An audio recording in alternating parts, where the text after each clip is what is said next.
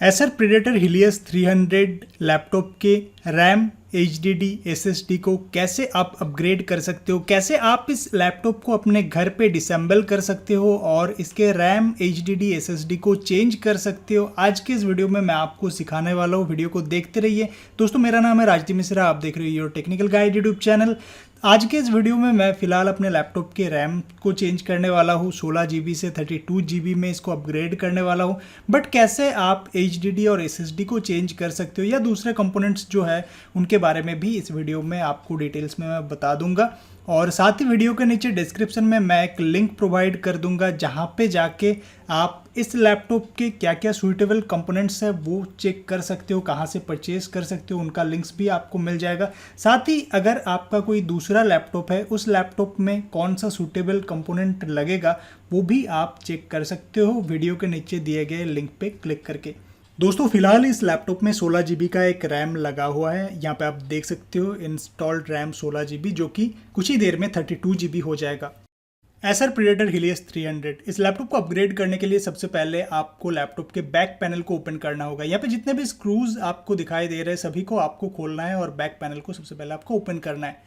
अगर यहाँ पे दूसरा कोई लैपटॉप होता जहाँ पे हम बाहर से लैपटॉप के बैटरी को खोल सकते थे, तो यहाँ पे मैं आपको सजेस्ट करता कि सबसे पहले लैपटॉप का जो पावर है, जो बैटरी है, उसको निकाल दीजिए, फिर बैक पैनल को ओपन कीजिए। बट एसर प्रेडेटर हीलियस 300 में हमें ये ऑप्शन नहीं मिलता। बैटरी अंदर ही लगा हुआ होता है, उसको आप कभी भी अपने हिसाब से नहीं निकाल सकते। तो इसके लिए हम सभी स्क्रूज को सबसे पहले ओपन करेंगे और बैक पैनल को ओपन करेंगे। फिर मैं अंदर जितने भी कंपोनेंट्स हैं उनके बारे में मैं आपको बताऊंगा क्या क्या आप अपग्रेड कर सकते हो, कैसे कर सकते हो। तो यहाँ पे सभी स्क्रूज को मैं पहले निकाल लेता हूँ, आपको भी करना है। और इसके लिए जो स्क्रू ड्राइवर है, अगर आप ऑनलाइन परचेज करना चाहते हो तो बेस्ट बाय लिंक मैं वीडियो के नीचे डिस्क्रिप्शन में प्रोवाइड कर दूंगा।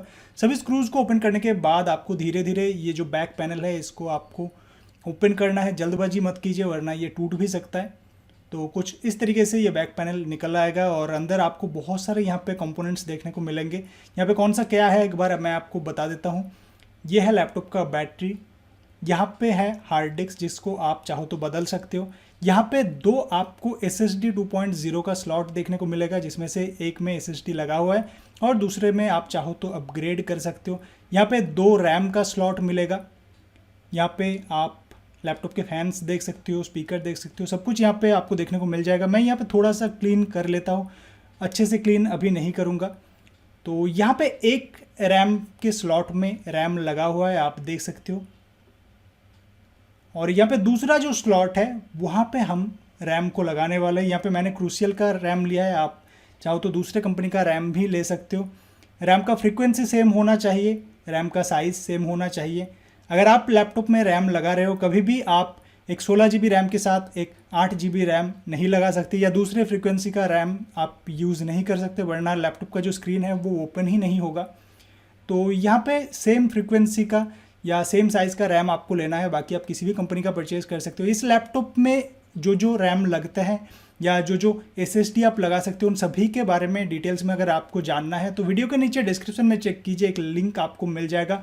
वहाँ पे इस लैपटॉप में आप क्या क्या अपग्रेड कर सकते हो, कौन कौन से कंपोनेंट आप लगा सकते हो, उन सभी के बारे में डिटेल्स आपको मिल जाएगा। लैपटॉप में रैम को इंसर्ट करना बहुत ही आसान है। यहाँ पे आप रैम में देख सकते हो एक छोटा सा कटा हुआ पोर्शन है और जिस स्लॉट में आप रैम को इंसर्ट करोगे वहाँ पे भी कुछ इस तरीके का एक सेक्शन आपको देखने को मिल जाएगा। आपको बस इन दोनों को मिलाना है। ये जो कटा हुआ सेक्शन है ये एकदम बीच में नहीं है, तो आप इजीली फाइंड कर सकते हो रैम का कौन सा पोर्शन ऊपर में रहेगा और कौन सा साइड नीचे में रहेगा। बस आपको स्लॉट में रैम को इंसर्ट करना है और ऊपर से थोड़ा सा प्रेस करना है तो रैम यहाँ पे फिट हो जाएगा कुछ इस तरीके से। जैसे कि मैंने आपको बताया, यहाँ पे SSD के लिए भी स्लॉट दिया गया है। ये दोनों आप चाहो तो यहाँ पे SSD को भी आप इंसर्ट कर सकते हो, SSD को अपग्रेड कर सकते हो अपने हिसाब से। तो रैम हमने इंसर्ट कर दिया है। अभी हमारा जो बैक पैनल है इसको हम फिर से लगा देंगे और फिर लैपटॉप को ओपन करेंगे, देखेंगे हमारा जो 16 GB का रैम था वो अभी 32 GB हुआ है नहीं हुआ है।